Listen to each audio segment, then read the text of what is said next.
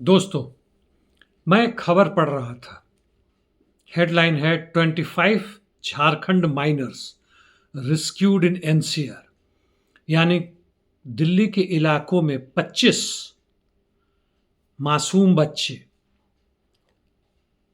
उनको बचा लिया गया, रेस्क्यू कर लिया गया। खबर यह है कि 12 से 17 साल के बीच में, अंदाजा लगा सकते हैं 12 वर्ष का भी है, जिसको दिल्ली पुलिस ने आईआरपीडी के कहने से, या दिल्ली पुलिस ने उनको मदद दिया, थर्सडे यानी कल इन्हें मुक्त किया गया। आईआरडीसी बोले तो integrated rehabilitation and resource centre Jharkhand भवन, यानी अपने बच्चों को बचाने के लिए जो झारखंड भवन है वहां से इनको बचाया गया। और उसके अधिकारी जितने हैं बहुत ही गर्वित हो रहे हैं, गर्वान्वित हो रहे हैं कि इनको वापस अपने परिवार से मिला दिया जाएगा ताकि ये लोग सामान्य जीवन व्यतीत कर सकें। आपको पता होगा, यदि दिल्ली और आसपास में है, बॉम्बे में है, तो वहाँ भी बिहार तक से बच्चे, और उत्तर प्रदेश तो है ही है, दक्षिण भारत से भी आते हैं। बैंगलोर में भी ऐसे लोगों की भीड़ लगी है, कलकत्ता में तो था ही था, जो दूसरों के घरों में काम करते हैं। 12 साल क्या उससे भी कम के बच्चे बच्चियां, लड़के लड़कियां काम करती हैं। आप भी यदि खोलेंगे,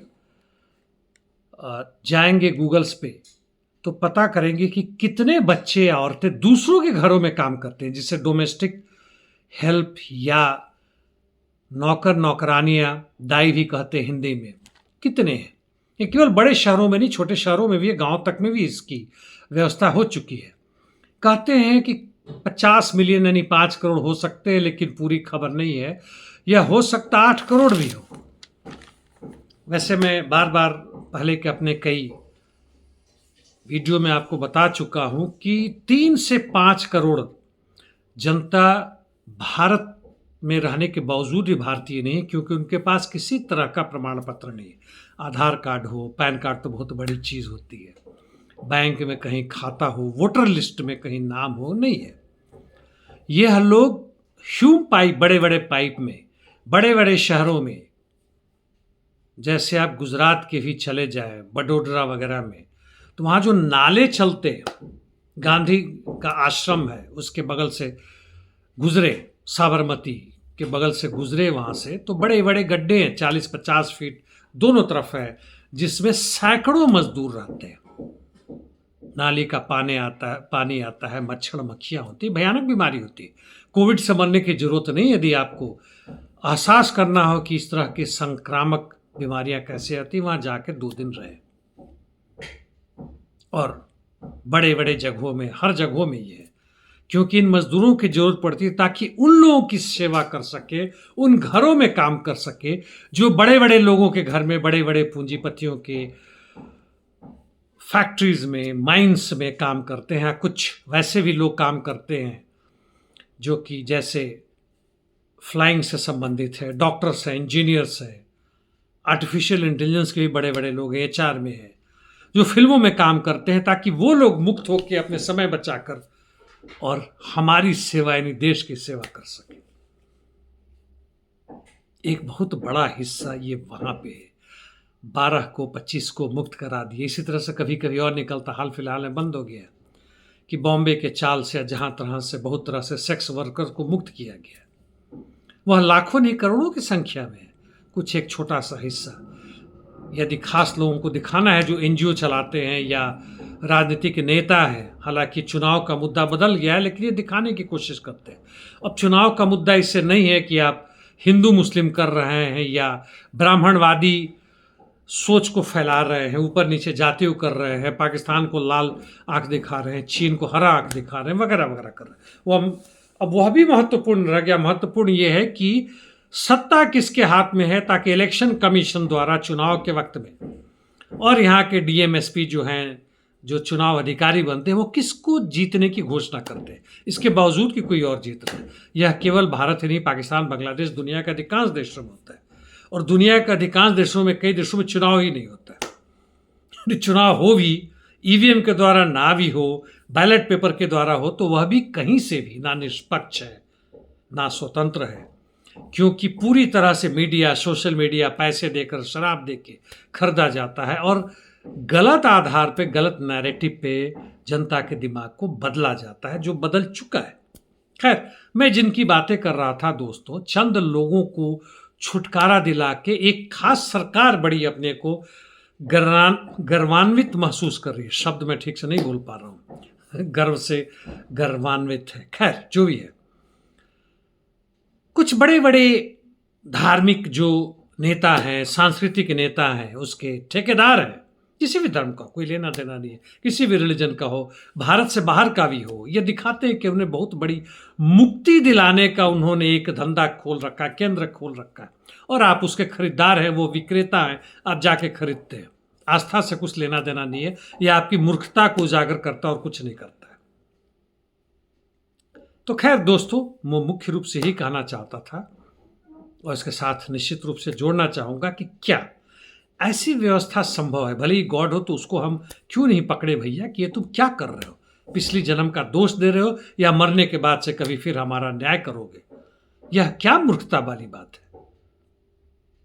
क्या इस पृथ्वी पे जो हालात हैं, जो लाखों लाख बच्चे मारे जा रहे हैं, यह तो हमारे इस तरह से मारने का है, दूसरे तरीके से है। कुपोषण है, भूख है, भूखमरी है। 5 किलो अनाज देने से कुपोषण खत्म नहीं होता, और जो जिंदगी का आधार बना रखा है। आप पैलेस्टीन चले जाएं, वहां देखें किस तरह से औरतों को खत्म किया जा रहा है। पूरे अफ्रीका में खत्म किया जा रहा है, रूस यूक्रेन के युद्ध में खत्म किया जा रहा है। गैर बराबरी का ही आधार नहीं है, बल्कि रंग भेद का आधार है अमेरिका में, इंग्लैंड में, और ये दिखाने की कोशिश कर रहे हैं। एक उदाहरण देता हूं। अमेरिका यानी ट्रंप के नेतृत्व में जो युद्ध बंदी का आधार ला रहा है रूस और यूक्रेन के बीच में, यह खुद भी उसमें से मांग रहा है। ट्रंप ने साफ कहा है कि 2014 से अमेरिका शस्त्र दे रहा है यूक्रेन को, और पिछले राष्ट्रपति बाइडेन ने कहा कि भाई, जब तक तुम्हारा एक भी सैनिक, एक भी युवा लड़ने को तैयार है, तब तक हम तुम्हें हथियार देंगे। इंग्लैंड, फ्रांस, जर्मनी ने कहा कि वहां की उम्र जो है 24-25 साल, उससे घटाकर 18 साल, 21 साल करो, ताकि युवक जाएं और हमारे हथियार का इस्तेमाल करें, ताकि हमारा हथियार बिके। इंग्लैंड के भूतपूर्व पहले वाले प्रधानमंत्री जाते हैं जेलेंस्की के, बोलते हैं कि व्हाट द हेल यार, गो फॉर वॉर। क्या शांति की बात कर रहे हो 2022 में? बोरिस जॉनसन जाके कहते हैं कि युद्ध करो, हम पैसे देंगे, हम अर्थतंत्र देंगे। और अब अमेरिकी राष्ट्रपति कहते हैं कि हमने $300 बिलियन,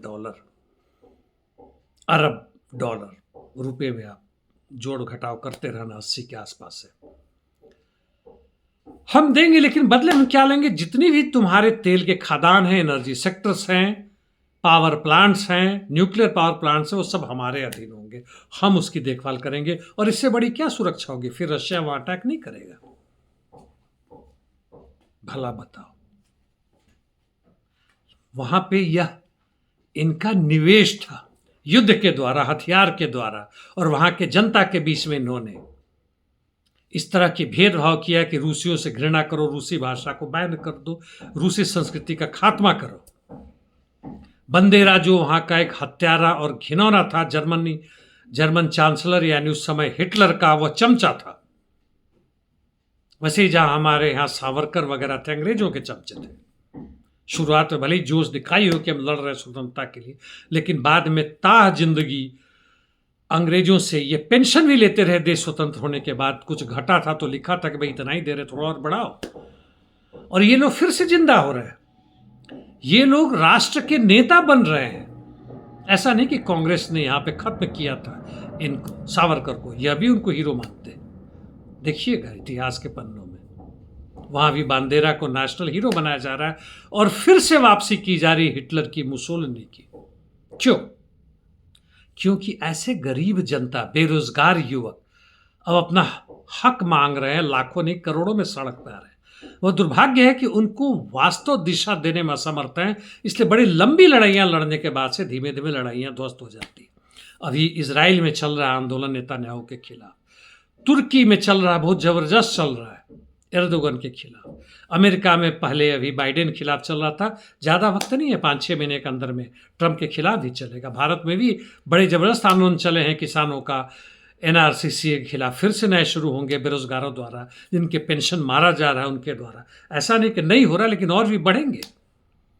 भारत में के अलावा बांग्लादेश, पाकिस्तान में, चीन भले ही अभी खामोश है चीन की जनता, लेकिन वहाँ भी बड़े आंदोलन हुए। पूरे लैटिन अमेरिका में हो रहा है, अफ्रीका में हो रहा है, यूरोप के अधिकांश देशों में हो रहा है, फ्रांस, जर्मनी, किसानों द्वारा, वहाँ के मजदूरों द्वारा, हर जगह। रास्ता चाहिए दोस्तों, रास्ता, आतंक का रास्ता नहीं, जन क्रांति का, मास रिवॉल्यूशन का। धन्यवाद।